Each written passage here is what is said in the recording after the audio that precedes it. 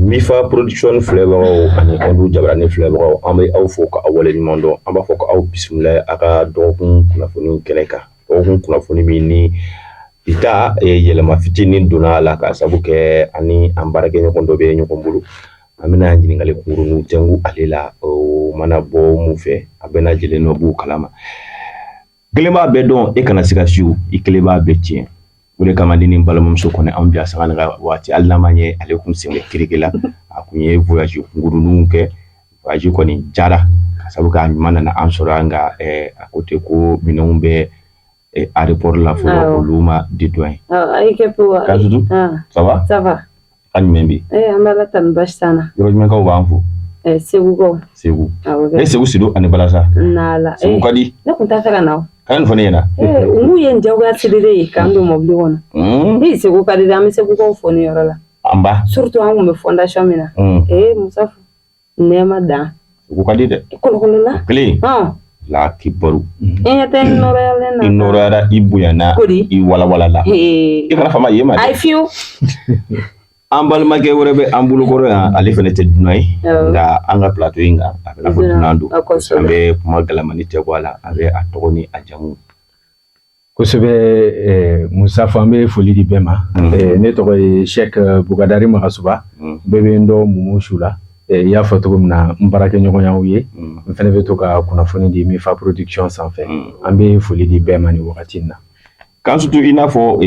ambake dala la kula tukamina ngabi wakati temele nuna anga jamana sebe koro grinindu kosobe asabuke ku damadamani mbe anga jamana ka ni ukalendo ka sama lidu mo ni nyokoche uri kama anye ambarake nyoko wili hala hakila mumbe alela ni abseka onyefanye tukamina ndingali follow amuna mute wala we anga jamana shara sumba faleni o avec kalokura avec la clé dans ani konoto le temps ni sheki ote akanga ke mali fampe ote ere hakila jumala ka sabuke akuma msenu chalindu kusobe kuna funu jumambulu kwa ni wakati Musafu amba fo ko ala kambe sababa ma anga keta na nga fota obela ina fo ya foto gumina ni elemani amba fo kunyumando jamanama akanga ke sabula ibe ajate mine ambe yela makoro mun kono an yera ka haklina barate ma wero ka haklina barale ne do ka bla donc jamana kono dun kelen bedi ka jate mine kera ka haklina jate mine muni bise ganya wala sam se ka falendo anga tabulula nga fili fitini mun yera ko kono o kera kuna funi di baliyai kuna funi madi atogola ningo ka kuna funi di atogola ka se ka fese ka sebe ni kono fɛnw yɛrɛ ta ka ɲɛfɔ mɔgɔw ye kana u be kan minnu faamuya ka do a dogodogo ɲɛw bɛɛ kɔnɔ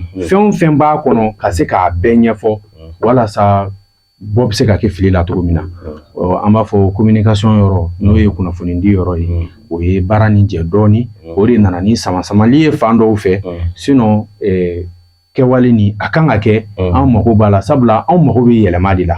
u bɛ a fɔ yɛlɛma tɛ taga wɔyɔ kɔ a wɔyɔma yɔrɔ dɔ ye nin ye o tɛ dɔwɛrɛ an bɛ tagabolow de falen kana ni fɛn minnu bɛ bɛn ni anw yɛrɛ danbe ye anw yɛrɛ fɛnɛ ka nafa sɔrɔ sira bɛ sɔrɔ mun fɛ ka sɔrɔ an ma baara kɛ jamana wɛrɛ ko nafa sɔrɔ an ta bɛ se ka kɛ an yɛrɛ ka marafɛnw ye cogo min na o bɛɛ de b'a la wa hali jɛ kɔnɔna na ni n'anw bɛ jɛ a kana kɛ anw ka ɲɛkumu kan jɛ ka kɛ e b'i ta sɔrɔ anw fɛnɛ b'an ta sɔrɔ mais e kana anw bolo lasɔn an halala la wa anw bolo fɛnɛ kana minɛ k'a da an kɔfɛ tuguni k'a di mɔgɔ wɛrɛw ma o damata caman de bɛ nin fɛn nin kɔnɔ nka ala nafama yɔrɔw ye n'u ye an bɛ se k'a fɔ an ka yɛrɛma hɔrɔnya ka segin anw ma k'anw kɛ jamana ye an ka k'an yɛrɛ ta ye a kun b'a ye donc n'i y'a faamu olu n'u ɲɔgɔnna caman de bɛ fɛn in kɔnɔ wa ne yɛrɛ ka fɔ sisan a caman tɛ nin kalama o de kama n'a fɔ i bɔra k'a fɔ cogoya min na fili kunkurunin donna a la k'a sababu kɛ mɔgɔ 120 bɛ yen o t'a dɔn k'a fɔ ko jamana sariya sunba in bɛna yɛlɛma a bɛna taa sira jumɛn kan kɔrɔlen min yɛrɛ bɛ an caman t'o yɛrɛ dɔn jango a bɛna da kura min na mais Mohamed n'a fɔ i y'a fɔ cogoya min na an fɛnɛ bɛ se k'an yɛrɛ kunnafoni kosɛbɛ ni fɛn ninnu bɛ yen ni a ka di mɔgɔ min ye k'i yɛrɛ kunnafoni i yɛrɛ bɛ se k'i yɛrɛ kunnafoni yanni i ka fu ye kosɛbɛ an bɛ taa Kansutu an tɛ e fan fɛ Lagare ayiwa a yɛrɛ ɲuman na question min bɛ ne bolo ka ɲɛsin Momo Show ma o ye an ka ministre min ɲɛsinnen bɛ bɛn ani keleya ko ma ale wulila ka taa Kidal ni o ye colonel Wage a wulilen ka taga yen nɔ yala mun de tɛmɛna ani ɲɛmɔgɔw ni ɲɔgɔn cɛ o hakilina jumɛn bɛ yira o ko la kosɛbɛ kan susu n'a fɔ i y'a fɔ cogo min na an ka ministre Wage n'ale sigilen don an yɛrɛ ni ɲɔgɔn cɛ bɛn n'a bɛ fɔ ko réconciliation cɛrɔ bɛnni o kow ɲɛnabɔli la dɔgɔkun tɛmɛnen ale y'i kunda Kidal ni Kidal yɛrɛ o ye anw ka région seginna ye an b'a fɔ a tagali a kun bɛnna ka ɲa fɛn min ye gouverneur ani an ka jɛkulu minnu kun ye marifa ta jamana kama ni a bɛ f'o ma ko groupe armé SEMA olu faralen ɲɔgɔn kan olu ka ɲɛma tun bɛ kɛnɛ kan ani société civile ma caman bɔra ka a kunbɛn an b'a fɔ u ye sigikafɔw kɛ sigikafɔ mun kɔnɔna na Wage a ye bɔra ni hakilina caman ye a y'a yira fɔlɔ k'a fɔ u nana ka na kuma n'u ye an ka sigi ka kuma an ka dɔn k'a fɔ jamana ni y'anw bɛɛ de ta ye k'a daminɛ Bamakɔ ka taga fo Kidal n'a kɔfɛ maliyɛn bɛɛ ye kelen an ye jeli kelen an ka problème ye kelen wa maa si tɛna na se ka na jamana nin bɔ dekun kɔnɔ ni anw yɛrɛ tɛ an y'a ye an y'an jigi da maa o maa kan a bɛɛ bɔra an jigi kɔrɔ an bɛ yɔrɔ min na an ni maa si tɛ ɲɔgɔn fɛ ko n'i kulera k'a kule n'i ma maa ye i yɛrɛ ye maa dɔ ye o de ye hukumu kɔnɔna na sigikafɔ kɔnɔna na a y'o yiru la a tilara k'a yiru la fɛnɛ k'a fɔ an bɛ yɔrɔ min na bi Mali ka gouvernement a bɛ ka baara sugu bɛɛ sigi a bɛ ka sɔn ko sugu bɛɛ ma walasa bɛn ni cɛrɔ bɛn ani ɲɔgɔn kan u bɛ se ka don maliyɛn bɛɛ ni ɲɔgɔn cɛ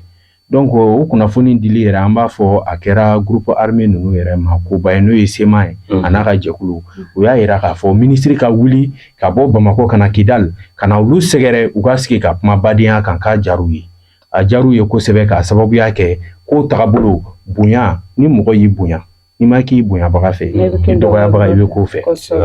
donc o de hukumu kɔnɔ fɛnɛ ko nin jar'u ye wa ministre k'a bila hakili la a k'a dɔn k'a fɔ sanga ni wagati n'a bɛ fɛ a n'olu ka sigi ka kuma fɛn min ye bɛn siraw ani u bɛ se ka sariya minnu kan ka ta u bɛ se k'olu kɛ kelen ye cogo min na walasa Mali bɛ se ka lafiya maliyɛn bɛɛ bɛ se ka sɔn kelen ma ko problème foyi t'olu fɛ o sɔnna an b'a fɔ ministre yɛrɛ a ka nin dugutaga nin u ye nin baro ni nin fɛnw bɛɛ kɛ fɛn min ye sagasogo ale ni te cɛ la ka dumunibaw kɛ o kɔfɛ ministre n'a ka délégation u seginna ka don Bamakɔ a kun tagara o tagama de kɛ Kidalikaw fɛ yen nɔ hali bi an b'a dɔn bi an ka finitigiw bɛ yɔrɔ min na pratiquement u sera kɛlɛ la donc ko bɛ Kidal cogo di mɔgɔ caman bɛ fɛ Kidal ka taga attaquer bi n'an ko k'an bɛ kuma n'an ka finitigiw ka fanga ye o ye miniti 5 ko de y'anw ka armée bolo mais a tɛ kɛ ten mɔgɔ tɛ dusu bila hakili ɲɛ maa mun bɛ se a bɛ fɔ o de ma ko sabali donc o de b'a to hali bi jamana ɲɛmaaw o caman bɛ taga ni Asimi ka hakilina de ye ka taga kuma bɛɛ fɛ ni minnu sɔnna an n'olu bɛ baara kɛ i ye Maliden mais ni mɔgɔ ma sɔn i tɛ Maliden mun kan ka kɛ o bɛ kɛ i n'a fɔ ministre de la défense y'a fɔ cogo min na nka ka wuli ka taga ka tugu la sigi ka Malidenya jɔ u la an ka hakilinaw falen o ye diyagoya ye o kɛli ye diyagoya ye ministre Wage a n'a ka délégation o taga kun ye nin de ye Kidal walasa ka se ka maaw ladɔnniya ka maaw lakunnafoni cogo min na a b'o cogoya de la Lagare ni maaw ma jɛ ka kuma ɲɔgɔn fɛ a tɛ faamu ni ne ye n ta fɔ kɛrɛfɛ e k'i ta fɔ kɛrɛfɛ an ka hakilinaw tɛ kɛ kelen nka n'an farala ɲɔgɔn kan bamananw ka kuma ko kɔnɔkulu jɛlen de bɛ bi fɔ nka ni ne ko Lagare nin kɛ nin ma ɲɛ a bɛ to ne ta de la an tɛ ɲɔgɔn ye Kasutu i ka ɲininkali ɲɛna kosɛbɛ i n'a fɔ Momo fɛnɛ ka jaabi ɲɛna cogoya min na ka sabu kɛ an y'a jateminɛ ko mana wuli maa dɔw bɛ yen olu bɛ se ka don a ko kɔrɔ an ye kunnafoni caman yɛrɛ mɛn bɔlɔlɔsiraw ni yɔrɔ caman na k'a fɔ ko nafa tɛ nin ko in na fo k'a kɛ kɛlɛ de ye an dun bɛɛ ye maliyɛn de ye Kidal tɛ se ka tigɛ ka bɔ Mali la maliyɛnw de bɛ yen nka anw Bamakɔkaw komi a ka nɔgɔn anw bolo anw kɔni bɛ an sigilen to an bɛ se ka kuma o kuma y'anw ja an b'o olu fɔ nka ne yɛrɛ kɔni bolo nin y'a taasira ye ni minnu seginna nin na an n'olu bɛ baara kɛ ɲɔgɔn fɛ maliyɛn don an si ma fisa ni si ye ni minnu ma segin sa ni olu yɛrɛ y'a jira k'a fɔ k'u tɛ segin o fana kan ka ɲɛnabɔ cogoya min na ne hakili la o kɛcogo bɛ an ka jamana ɲɛmɔgɔw kosɛbɛ mun de bɛ segin ka na e fan fɛ halisa ko ko mun kelen ka malien bɛ bɔ u kamana la haka ja farafina jamana caman o ye ONU ka nin rapport in ye a ye mun di fasoba Mali kan kɛrɛnkɛrɛnnenya la mura ni mura kɛra yɔrɔ min ni u yɛrɛ bolo ko intouchable kun don nka i yɛrɛ y'a fɔ cogoya miniti damadamani an ka finitigilakaw taara tan k'a yɛrɛkɛ ka jamanadenw lafiya o de kɔni hukumu kɔnɔna la Nations Unies kɔni bɔla ka ɲagili kuma caman fɔ k'an ka jamana sɛgɛrɛ e hakilina ye jumɛn ye nin ko in na ne kɔrɔkɛ ye kuma bɛɛ fɔ ka ban ni rapport ni ye fɛn ye a kɛra kɔnɔnafili ye diɲɛ kurukara kɔnɔ ni rapport ni bɛna kɛ sababu ye est-ce que ONU yɛrɛ ka crédibilité tɛna ban wa sabula kuma caman bɛ yen maa caman bɛ yen bɛ yɔrɔ min yɛrɛ la bi e ni ne bɛ sigi wagati minnu na an ye kunnafoniw ye diɲɛ kurukara kɔnɔ jɛkulu 38 diɲɛ bɛɛ k'a daminɛ Brésil fo ka na anw fan fɛ yan olu de bɔra u ka dɛmɛ u ka hakilina ɲuman k'a ta k'a di Mali ni a ka armée ma k'a sababuya kɛ ONU ka nin rapport ni donc u b'a yira ko fili kɛra i n'a fɔ i y'a fɔ cogo min na u ka jaabi bɔ jaabi nin bɛ bɔ nka o y'a sɔrɔ Mali yɛrɛ kɔnɔ mura kɛlɛ bɛ kɛ don min na kɛlɛ bannen kɔ fɛn min ye an ka jamana ɲɛmaa a y'a ɲini a ka gouvernement fɛ a ye conseil d'urgence de kɛ ka gouvernement bɛɛ wele k'a f'u ye mankan mun kɛra mankan fanga bonyara a ka di n ye aw ka mɔgɔ lawuli u ka taga se mura ka don duw kɔnɔ kelen kelen k'a lajɛ n'i y'a sɔrɔ kɛlɛ sen fɛ an ka civil min tora la aw ka tasibila k'u ye jamana tɔgɔ la dɛmɛ min kan ka k'u ye k'u ye sabula n'i ye mura yɛrɛ jate minɛ a bɛ ɲini ka san 12 bɔ ni maajugu ninnu daga mura kɔnɔ wa fiyewu don wa kunnafoniw y'a yira k'a fɔ ko ni maa ninnu ko hali avion bɛ jigin u bolo mura u bɛ avion na jigin mura ka na n'u ka kɛlɛkɛminɛnw n'u ka nafolo n'u ka balo ye donc i y'a fɔ cogo min na an ka armée tagara u ye frappe min kɛ a ma dogo mɔgɔ la n'i y'a jate minɛ kɛlɛ bɛ kɛ wagati min na mura kɔnɔ fɛn min ye djihadiste ɲɛmɔgɔ n'o ye terroriste ɲɛmɔgɔ 41 min ye k'a fara anw dɛmɛbaga jugu adamaden dɛmɛbaga jugu bɛ yen mɔgɔ b'a k'i n'a fɔ k'a b'i fɛ ni jugu su fɛ a b'i ka fini fara olu fɛnɛ ka formateurs tun bɛ k'a fara u ka sɔrɔsi dɔw kan donc Mali armée y'a kɛ ba faga ni kili cɛ olu dɔw bɛ se ka wɔyɔ u ye bɛɛ faga minnu joginna k'olu ɲɛnama minɛ o prévu dɔw bɛ Mali bolo hali sini o de y'a to mura kɔfɛ Mali ko ka ni ONU k'ale ni maa dɔw la sigi ka kuma ko prévu b'a bolo ka ONU banna ni yɔrɔnin de don maa dɔw tɛ dɛ Faransi don donc fɛn min ministre Wage n'an bɔra ka kuma la réconciliation ale ni mun bɛ an ka social ko fɛnɛ kunna ministère de la fɛn kɛrɛfɛ santé kɛrɛfɛ Umaru Jara imam o tagara u n'u ka délégation mura u mana don du o du kɔnɔ ka ɲininkali kɛ duw b'a yira k'a fɔ Mali armée an b'u fo u nana anw lafiya de u ye maajugu de faga u ma se civil ma u ma bi muso ka bi olu de y'anw lafiya sabula ni maajugu ninnu tun bɛ k'anw tɔɲɔ yan u bɛ bi an denmusow kan u bɛ bi an furumusow kan u bɛ bi an dɔgɔmusow kan donc o b'a Mali armée jamajɛ o kɔfɛ droit de l'homme défend association caman bɛ yan olu yɛrɛ fɛnɛ caman u ka ɲɛmaa dɔ bɔra ka laseli yɛrɛ kɛ laseli min na a y'a yira k'a fɔ ko olu maa kelen tɛ yen mun sera ka taga mura k'a sababuya kɛ ko yɔrɔ nin man ɲi armée kan ka taga kɛlɛ de kɛ nin yɔrɔ na ko yɔrɔ nin man ɲi k'u ma se ka yɔrɔ sɔrɔ ko nka u ye kɛrɛfɛ dugu dɔw ani mura bɛna sugu jɔ yɔrɔ dɔ la u ye musow ɲininka ka cɛw ɲininka musow y'a yira Mali armée ma bi u kan cɛw y'a yira Mali armée de y'anw lafiya bi an bɛna an ka feere kɛ lafiya la ka sigi n'an ka nafolo ye ko donc ko ale tɛ se ka rapport kɛ Mali armée kan ka armée jani k'ale tɛ se k'o kɛ ale banna donc an ye Faransi yɛrɛ Faransi n'a ka ONU ka rapport ye yɔrɔ ɲɔgɔnye dɔ kɛra Faransi ka représentant y'a yira ko mura rapport bɛna bɔ ko malien bɛ man kun sisan donc o b'a yira ale ye résultat kun di k'a sɔrɔ jaabi ma bɔ o ye ko labɛnnen donc o de hukumu kɔnɔna na u y'a yira k'a fɔ olu yɛrɛ ma se mura u ka rapport b'a yira k'u ma se mura nka u ye dugu 100 ni dugu 50 mɔgɔ 100 ni mɔgɔ 57 olu ye olu de wele téléphone na k'u ɲininka olu fɛnɛ bɛ tila dugu 18 ni ɲɔgɔn cɛ o dugu 18 ko o mɔgɔw de y'a yira k'a fɔ ko Mali ye bingani kɛ. Kelen u ka erreur filanan mina kɛ mun ye ko drone dɔ nana kana Mura photo ta ka image ni fɛnw ta kɛlɛ wagati la. D'abord o violation de voies aériennes maliennes o tɛ Mali ma yamaruya d'u ma o tɛ kɛ fɔlɔ. Mais ni ye drone ni fɛnɛ ka GPS la n'a ka coordonnées altitude ni longitude o tɛ Mali fan si fɔ o bɛ kɔn k'o fɔ wa o kɛlɛ fɛnɛ kɛra fo 2014 tɛmɛnen. Donc sisan fanga bɛ fɛn nin na wa fanga foyi t'a la. Donc o fɛnw de fara la ɲɔgɔn kan et GPS ni bɛɛ bɛ se k'a contrôler. I m'a ye bɛɛ de bɛ se k'a contrôler hali ka téléphone na a bɛ kɔngo de ko fɔ a bɛ Rwanda de ko fɔ Mali ka foyi t'a la. Donc a yera k'a fɔ nin fɛn nin nafa t'a la u ye nin kɛ dɔrɔn bi sabula olu dusu tiɲɛna Mura fɛn min ye djihadiste ni maa 1000 kun don Mali ye 995 faga Mura. Mais a tɔw ye sisan u bɛ fɛ ka maakura minnu na don n'u tɛ ka se k'o ɲɛw fɛnɛ sɔrɔ. Donc dusukasi de nana ni nin ye ka se ka nin ɲangini ta ka ɲɛsin Mali armée ma ka ɲɛsin Mali jamana kɔnɔdenw bɛɛ ma. Nka sɛgɛsɛgɛliw bɛ k'a yira ko Malien jugu dɔw yɛrɛ nɔ bɛ nin ko la. A caman o de fɛnɛ kɛra kɔnɔnafili. Nka an bɛ yɔrɔ min na diɲɛ bɛɛ bɛ Mali kɔ. An ye Burkina gouvernement an y'olu ka laseliw u y'a yira k'a fɔ u kɔnɔnafili la k'a sababuya kɛ Mali bɛ ka cɛsiri min kɛ bi walasa ka nin maajugu ninnu kɛ ko ni droit de l'homme nana nin kɛ Mali tɔgɔ la vraiment a y'olu dabali ban. Sabula bi Mali de bɛ ka droit de l'homme dɛmɛ. Donc droit de l'homme la fasatɔ minnu bɛ anw fɛ olu fɛnɛ y'a yira ko Mali armée de bɛ ka droit de l'homme dɛmɛ bi sabula bingani u bɛ k'o tiɲɛ u bɛ ka fagali tiɲɛ maa minnu ka baara u bɛ k'o aniyanti. Donc an bɛ mun fɔ nin ko la dɔrɔn ne kɔrɔkɛ dɔwɛrɛ tɛ janfa de labɛnnen don Mali kama mais Malien bɛɛ fɛnɛ ka wuli an k'an fanga kɛ kelen dɔwɛrɛ tɛ ɲinini de don bi anw ka armée puissance min b'a la fanga min b'a la u bɛ fɛ ka fanga nin kɛ fanga nankolo ye k'a tiɲɛ walasa fɛn min ye hali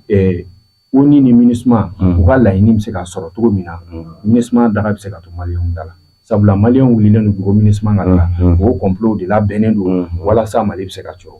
janfa dɔrɔn de don. Momo i ka nin kuma in a ɲɛna kosɛbɛ nka ne yɛrɛ bɛ n yɛrɛ ɲininka mun na o ye minnu fasoden jugu minnu bɛ faso kɔnɔna la ni olu bɛ ka nin hakilina ninnu dɛmɛ caman yɛrɛ bɛ yen n'i y'olu kumakan mɛn i b'a fɔ k'a fɔ ko kɛlɛ in kɛra olu ɲɛna Mura ka sababu kɛ olu kɔni bɛ armée de jalaki k'a di ne kɔni t'a dɔn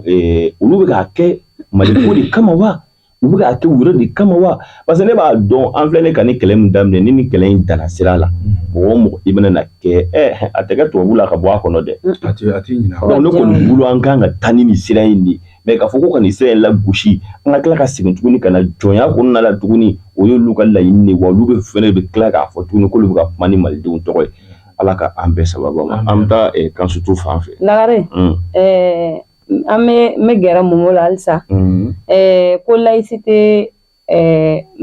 ko kuma min bɛ ka fɔ an ka ban Maliba kɔnɔna la an ka sariya sunba min bɛ yen nɔ ayiwa maaw bɛ ka i n'a fɔ Momo yɛrɛ y'a fɔ cogoya min na fɛn caman b'a kɔnɔ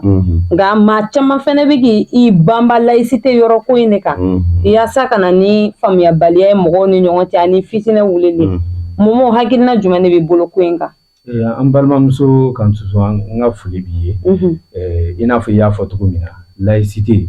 bi a kuma cayalen don kosɛbɛ wa kɛlen don ka maa caman funu fɛn min hali an ka référendum yɛrɛ la nka faamuyabaliya dɔrɔn don ni ko n ko faamuyabaliya don laïcité tɛ kuma kura tɛ anw ka Mali kɔnɔ a bɛ jamana nin kɔnɔ n'i ma fili fɛn fɛn ye san 60 ni kɔ ye a b'o bɔ ko kura tɛ wa laïcité tɛ diinɛ fɛnɛ ye diinɛ tɛ bɛnkan don kumakan don politiki don walasa k'a kɛ maa minnu bɛ diinɛ la ani maa minnu tɛ diinɛ la an bɛɛ ka se ka jɛ ɲɔgɔn fɛ ka adamadenya kɛ k'a sɔrɔ si ma dankari si la i bɛ taga sɔrɔ du kelen kɔnɔ ne kɔrɔkɛ ale ye silamɛ n balimamuso ye chrétien ne yɛrɛ ne y'an ka ladalakɔrɔ maaw ye n'a bɛ f'o ma ko somaw walima baarakɛlaw i bɛ taga sɔrɔ an fɛn fɛn bɛ yen ni problème y'an fɛn fɛn sɔrɔ bɛɛ bɛ wuli ka jɔ bɛn ni badenya de b'o kɛ mais ne ni n ka ladala baarakɔrɔya a tɛ ne bɔ jaraya la e n'i ka chrétien a tɛ bɔ jaraya la n kɔrɔkɛ n'a ka silamɛya a t'u bɔ jaraya la an ka du bɛɛ ye jaraya kelen donc laïcité fɛnɛ bɛ na n'o ye i b'a jateminɛ o laïcité kelen de b'a to bi hali tubabu jamana minnu bɛ yen ni chrétien jamanaw don n'u tɛ silamɛya yɛrɛ fɛ misiri b'a jamana kɔnɔ wa misiri bɛ se a jamana kɔnɔ France b'o la Espagne b'o la Angleterre b'o la yɔrɔ caman yɛrɛ sisan wa chrétien jamana mun yɛrɛ bɛ diɲɛ kɔnɔ ko exemple dɔ ye n'o ye Italie ye misiri bɛ seli laïcité de bɛ na n'o ye donc ne hakili la surtout a ye falen don fɛn caman na u ye yɛlɛmaba don a la n'i ye nin laïcité kura lajɛ Asimi ka laïcité a b'a yira k'a fɔ i ka diinɛ a bonyara togo o togo diinɛ tɔw bonya kana dankari maa si la k'a fɔ k'i bɛ t'i sigi arajo la ka silamɛya la gosi n'i y'a kɛ minɛcogo foyi t'e la an t'a dɔn an b'i qualifié k'i bila yɔrɔ min na ni ɲangini min ka da i kan ɲangini b'i da i kan hali ni diɲɛ bɛɛ wulila ka jɔ i tɛ to yen donc a bɛ diinɛw protéger i m'a ye ne kɔni hakili la ni an ye ɲɔgɔn faamuya et surtout fɛn dɔ don yɔrɔnin kelen ko tɛ an bɛ falen don an ka kow la dɔɔnin dɔɔnin ko nin n'a fili dɔ ye yɔrɔ dɔ fɛnɛ ko ka laïcité bɔ a la mun de kan ka bila laïcité nɔ la o fɛnɛ ma fɔ o fɛnɛ tɛ ka fɔ kuma ninnu kɔnɔna na o bɛɛ ye jateminɛw ye an kan ka mun kɛ i n'a fɔ n bɛ segin kɔ dɔɔnin référendum nin na n'i ye a jateminɛ u ye falen don ko dɔw la bi fɛn mun yɛrɛ bɛ taga silamɛya ka fanga la kosɛbɛ a jateminɛ fɔlɔ n'i ye an ka kɔrɔlenw lajɛ a bɛ fɔ ko mariage ou c'est une question de deux sexes o deux sexes la cɛ ni cɛ o ye sexe fila ye muso ni muso ye sexe fila ye donc piège kun don piège don mɔgɔ dɔw kɔnɔ ko deux sexes o ye cɛ ni muso dɔrɔn o tɛ n'aw kɛra fila ye dɔrɔn sexe ye fila ye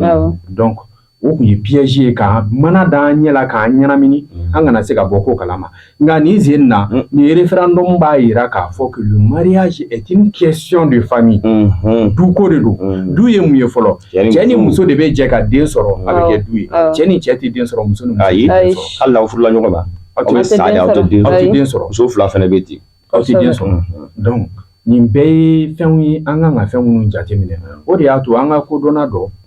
a bɛ imamu ka tɔn na a fɛnɛ bɔra a ko Asimi ka laïcité nin ka wusa n'an bɛ laïcité kɔrɔlen min kɔnɔ dɔwɛrɛ tɛ nin yɔrɔ de don parce que ale y'a ɲini ka fɛn kɔnɔna dɔn ale y'a ɲini k'a kɔnɔna dɔn mɔgɔ caman bɛ kɛlɛ in na mun o tɛ fɛn in kɔnɔna kow dɔn koyi an ka kuma daminɛ bɛ na ye ɲɛfɔli n'o ye communication ye o ye défaut kɛ yen yɔrɔ la sabula fɛn nin kɔnɔ fɛn kun kan ka sɛgɛsɛgɛ maa minnu b'a dɔn ka se ka ɲɛfɔli kɛ jamana kɔnɔdenw ye k'u bɔ fili la maa caman bɛ ka ko ta ka kɛ diinɛkɛla ye bi laïcité tɛ diinɛ ye diinɛ tɛ ani diinɛ ka jan tɔ Mali yɛrɛ ye jamana ye bi i bɛ Mali ta 95 kɛmɛ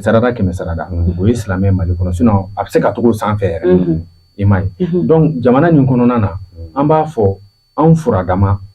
Mali furadama diinɛ ko mankan ma wuli anw nka maa dɔw fɛnɛ bɛ yen u dɛsɛra fɛn bɛɛ la Mali nin kɔnɔ nanzaraw dɛsɛra olu yɛrɛ fɛnɛ bɛ fɛ ka nanzaraw dɛmɛ ka jamana déstabiliser olu dɛsɛra olu de bɛ fɛ ka n'u dogo diinɛ ɲɛmaaw kɔfɛ sisan walasa u bɛ se k'an ka transition ani an ka nin fɛn parce que anw tun bɛ jɔnya juru de la n'i y'anw ka constitution kɔrɔlen lajɛ anw tun bɛ jɔnya de la minnu yɛrɛ y'a dilan hali ni u sigira a kuma la bi a maloya b'u la k'a fɔ k'u b'a fɛsɛfɛsɛ u tɛ se k'a fɛsɛfɛsɛ parce que fɛn fɛn b'a kɔnɔ c'est à dire a b'a yira Mali n'a ka nafa sɔrɔ sira bɛɛ ye jamana dɔ de ta fɛn nin dilanna o de kan i m'a ye k'an meleke k'an di mɔgɔw ma i b'a jateminɛ hali ni référendum nin bɛna kɛ sababu ye Mali ka hali sanfɛla y'a ta ye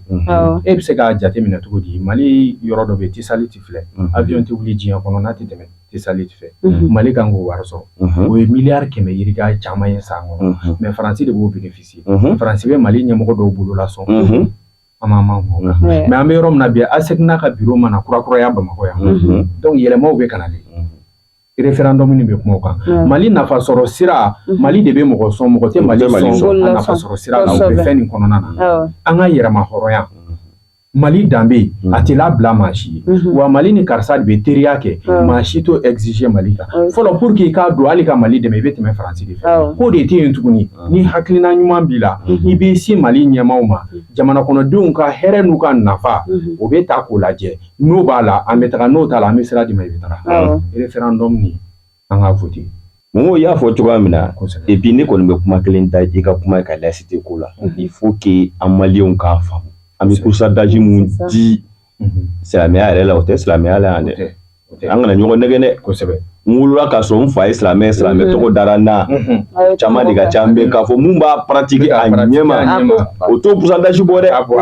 n'i y'a jateminɛ mɔgɔw ni ko in ko in bɛ kɛ ni a ko tiɲɛni bɛɛ a bɛ an silamɛdenw ye anw de b'a ko bɛɛ kɛ an silamɛden joli bɛ yen ko mun bɛ seli régulièrement ko mun bɛ sun régulièrement ko mun kɛlen don ka i janto a ka du la régulièrement o silamɛya bɛ k'a fɔ cogoya min na n kɔrɔ b'i latɛmɛ dɔɔni Mali k'a daminɛ 1960 kana bila bi chrétien ye Mali mara wa jamana ɲɛmaa bɛɛ kɛra silamɛ mais bi jamanaw bɛ k'u yɛrɛ ɲininka mɔgɔ dɔw bɔra Mali ko kalama ko mais réellement est-ce que malien denw yɛrɛ de Mali mara tellement que u ye jamana janfa awɔ donc an ka jateminɛ kɛ kow la tiɲɛ yɛrɛ la ne kɔni b'a dɔn n'an ma ɲɔgɔn jateminɛ k'a dɔn k'a fɔ ko an bɛ ka pourcentage mun di silamɛya ma o ye dalafɔli de dɛ kosɛbɛ o ye dalafɔli mais k'a fɔ ko ni sɔn n'an bɛ ka pratiquer a ɲɛma ni o hakilina bɛ a ɲɛma nin tɛ kɛlɛkɛ ko yɛrɛ nin tɛ kɛlɛkɛ bien il faut que an ka jateminɛ k'a fɔ diinɛ ka nɔgɔn anw fɛ yan parce que diinɛ nana sɔrɔ danbe bɛ anw na kuma dɔlaw b'o fɔ diinɛ dɔnnaw yɛrɛ b'o fɔ diinɛ yɛrɛ ni kuma in jɛ an b'a fɔ diinɛ kɔni nana sun ni seli dɔrɔn de fara ani hiji dɔrɔn de fara maliyɛnw kan yan sinon tagabolo bɛɛ u bɛ an bolo donc n'a ma ɲɛ k'a fɔ ko o cogoya don an y'a ye hali an ka silamɛ diinɛw an yɛrɛ ɲɛjɔyɔrɔ ye minnu ye minnu bɛɛ ko k'olu ye kalan kelen kɛ olu tilalen don nin ko in laïcité ko in na kosɛbɛ donc a nafa bɛ kɛ jumɛn bilen silamɛya kɔni tɛ olu yɛrɛ tilalen don a ko la et puis an y'a ye an ka diinɛ mɔgɔba caman bɛ yen minnu ko k'a fɔ ko olu ma problème ba ye laïcité ko in na k'a fɔ k'o de bɛna kɛ problème ye k'a fɛ mais i n'a fɔ i y'a fɔ cogoya min na Mumu tubabu don sira ka ca dɛ u ka ca diinɛ mɔgɔ caman bɛ yen sisan minnu fana kɛlen don politicien baw ye an b'u dɔn a dogolen tɛ parce que u b'u kun bɔ yɛrɛ hali jamana marali ni fɛn nɔfɛ donc n'olu nana ko dɔw kɛ an bɛ a tɛ ten kan surtout e ko an tɛ bi ta in jɔ an tɛ i ka to k'i janto i ka vocal ninnu na dɛ parce que anw bɛ an bɛ fɛn dɔw ta o fɔn an tɛ don o fɔn kɔnɔ fo fɔrmu problème min b'an na an ka problème ye fɛn kelen pe dɔrɔn de an t'a ɲini c'est comme si k'a dɔn nin fɛn b'a fɛ ka min fɔ e mana fɔ dɔrɔn ne ɲɛna kan surtout nin kɛ fɛn nin man ɲi ne bɛ n basé o de kan awɔ donc y'a tiɲɛ ne t'a dɔn anw mako t'o la a kɔni komi e ko k'a man ɲi a man ɲi de fana e y'a fɔ Momo y'a fɔ a man ɲi an k'o de dabila hakili la an bɛ bi ta jɔ an kosɛbɛ folikan laban ni dakura laban jumɛn b'i fɛ plateau in kan n bɛ n baarakɛɲɔgɔn y'aw mun yɛrɛ n b'aw fo n bɛ an ka jamana ɲɛmaaw fo n b'a fɔ an ka armée ɲɛna hali bi an b'u kɔ hali ni maliyɛn kɛra maa kelen ye an bɛɛ bɛ armée nin kɔ an bɛɛ hakilina ye kelen an bɛɛ ka laɲini ye kelen wa an b'a ɲini maliyɛn cɛ bɛɛ fɛ cɛmanw musomanw mun bɛ diinɛw di maliyɛn ɲuman bɛɛ faraka dɛ an k'an tɛgɛ di ɲɔgɔn ma an ka to Mali nin kɔ an bɛ yɛlɛma dɔ nɔfɛ yɛlɛma nin a ma nɔgɔn mais n'a kɛra farafinna bɛɛ bɛ lafiya Mali kelen nɔfɛ ala k'an bɛɛ bɛn kelen ma amina Kare an bɛ foli di an filɛlikɛjɛkulu bɛɛ lajɛlen ma an tɛ sɛgɛn an tɛ ɲina ko n'an donna maa min gasi la u ka yafa an ma k'an to deniya ye kuma la fili tɛ ban nka ni ala ma baasi kɛ an si la olu n'anw bɛ ɲɔgɔn sɔrɔ yan don wɛrɛ an bɛ kunnafoni di ɲɔgɔn ma laadiriya la ka bɛɛ fɔ ka bɛɛ waleɲuman dɔn ko ni ala sɔnna a ma an bɛ ɲɔgɔn sɔrɔ a dɔgɔkun wɛrɛ don n'a nataw la an bɛna se ka an ka kunnafoni dilaw wele yaasa an bɛ se ka kuma jamana kunnafoni ko ka cogoya min na ka sababu kɛ n'i y'a ta k'a jateminɛ mɔgɔ caman bɛ i t'a fɔ Maliko in na i n'a fɔ an bɔra ka dɔw ta mɛn olu ta tɛ Maliko ye dɛ olu yɛrɛ sigilen don a kan ko n'u ye mankankolonba ci k'u bɛ kɛ kadiriba ye jamana in kɔnɔ yan a k'an bɛn diɲɛ wagati wɛrɛ shukran